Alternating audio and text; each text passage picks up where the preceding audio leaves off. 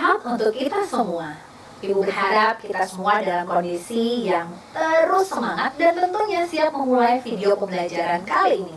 Masih bersama dengan Ibu Dina yang kali ini kita akan membahas proses pernafasan dada dan pernafasan perut serta mekanisme oksigen dan karbon dioksida.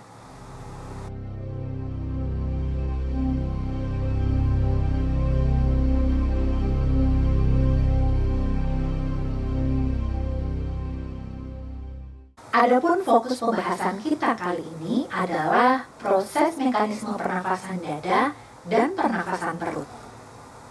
Kali ini kita akan membahas bagaimana sebenarnya kita menggunakan setiap organ untuk bernafas melalui sebuah mekanisme pernafasan. Yuk kita mulai pembahasannya. Menarik nafas panjang lalu menghembuskannya, sederhananya begitulah kira-kira mekanisme pernafasan. Tetapi kadang ketika kita menjadi anggota paduan suara atau berlatih bernyanyi, coach sering sekali mengatakan, ayo gunakan pernafasan perut. Emangnya ada ya pernafasan perut? Atau ada pernafasan lain?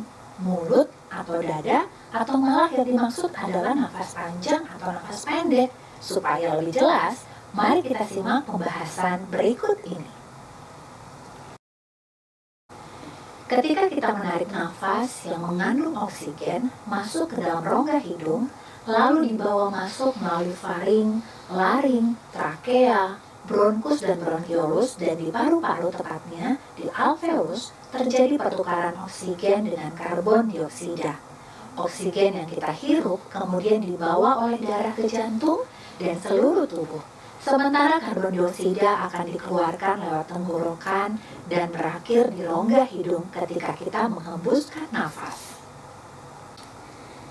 Secara umum, ketika melakukan proses respirasi atau pernafasan, ternyata terjadi dua mekanisme. Apa saja? Yuk kita bahas.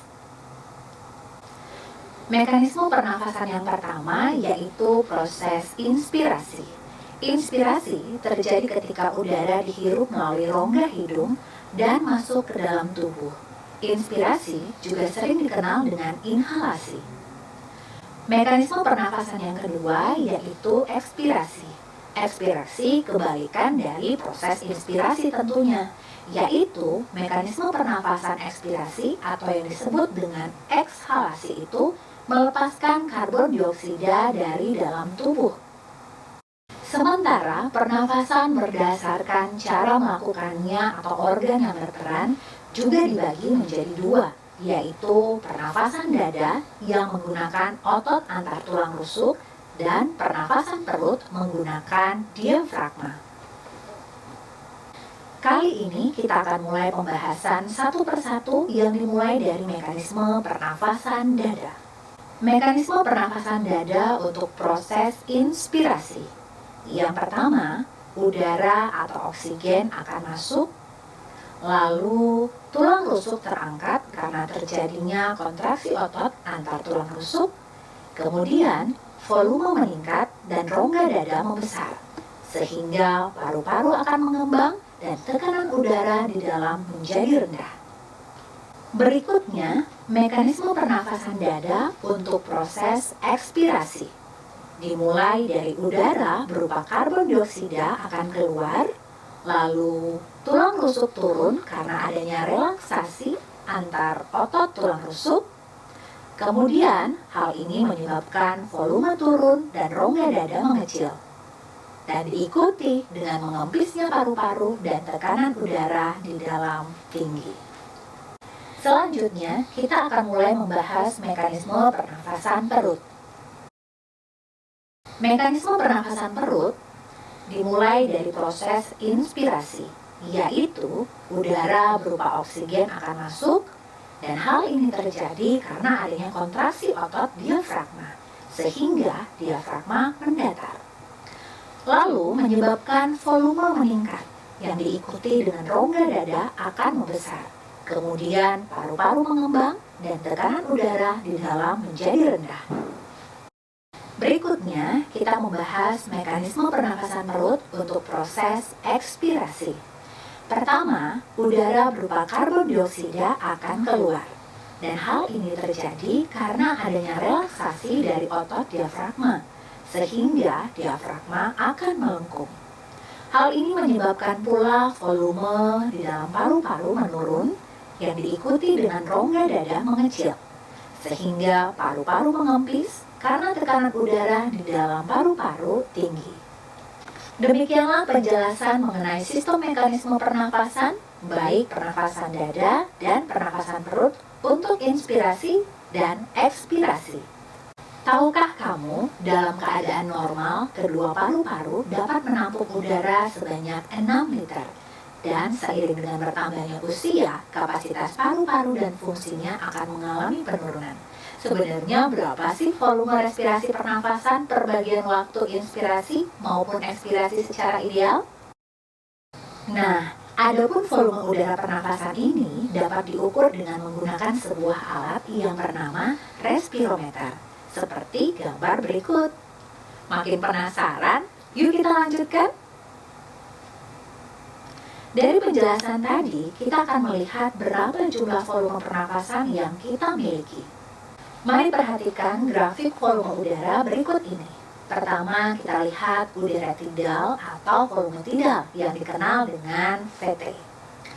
VT atau volume tidal merupakan volume udara hasil inspirasi atau ekspirasi pada setiap kali bernafas normal, kurang lebih sekitar 500 cc per mililiter pada rata-rata orang dewasa yang masih berusia muda. Jumlah udara yang keluar masuk paru-paru bergantung pada cara kita bernafas. Dalam keadaan biasa, udara yang dihirup dan dikeluarkan sekitar 500 ml disebut dengan udara pernafasan atau volume tidal. Dan sekitar 500 ml tersebut hanya sekitar 350 ml sampai ke dalam paru-paru. Sisanya yang sekitar 150 cc hanya sampai pada saluran pernafasan. Yang berikutnya adalah grafik volume pernafasan kapasitas ekspirasi, yang merupakan penjumlahan dari udara suplementer ditambah residu ditambah tidal. Setelah pernafasan biasa, dalam paru-paru masih terdapat sekitar 2.500 ml. Nah, berikut adalah grafik volume udara pernafasan. Ada sekitar 1.500 ml yang merupakan udara cadangan ekspirasi yang dapat dihembuskan lagi sekuat-kuatnya setelah pernafasan biasa, atau yang dikenal dengan udara suplementer. Sisanya sekitar 1.000 ml berupa udara yang tidak dihembuskan, yang berupa udara cadangan yang tersimpan di dalam paru-paru, atau yang dikenal dengan udara residu. Bahkan sampai meninggal dunia pun udara residu akan tetap berada di dalam tubuh manusia. Selanjutnya, kapasitas inspirasi atau yang dikenal dengan KI, yang merupakan perpaduan dari udara komplementer ditambah tidal. Setelah inspirasi biasa sebanyak sekitar 500 ml, kamu masih dapat menghirup udara semaksimal mungkin ke dalam paru-paru sekitar 3.000 ml, yang mana udara tersebut dikenal dengan udara komplementer. Nah, kali ini kita akan membahas kapasitas vital atau yang dikenal dengan KV, yaitu merupakan perpaduan dari udara komplementer ditambah tidal dan ditambah udara suplementer. Selanjutnya, kita membahas kapasitas total atau yang dikenal dengan KT, yang merupakan kapasitas vital ditambah udara residu. Berikut ini kita akan mengetahui apa saja yang mempengaruhi frekuensi pernafasan pada manusia. Yang pertama adalah umur. Frekuensi pernafasan pada orang dewasa berkisar antara 15 sampai 20 per menit. Tetapi frekuensi pernafasan pada bayi lebih cepat daripada orang dewasa. Hal inilah yang menyebabkan metabolisme pada bayi lebih aktif daripada orang dewasa. Yang kedua, jenis kelamin. Umumnya, laki-laki membutuhkan energi yang lebih banyak karena banyak melakukan aktivitas. Lalu yang ketiga adalah suhu tubuh. Di lingkungan yang panas, tubuh akan meningkatkan metabolisme untuk mempertahankan suhu tubuh agar tetap stabil. Yang keempat, yaitu posisi tubuh. Posisi tubuh berpengaruh terhadap kebutuhan energi. Tubuh yang sedang berbaring, frekuensi pernafasannya lebih rendah daripada orang yang sedang duduk atau berdiri. Dan yang terakhir adalah aktivitas tubuh.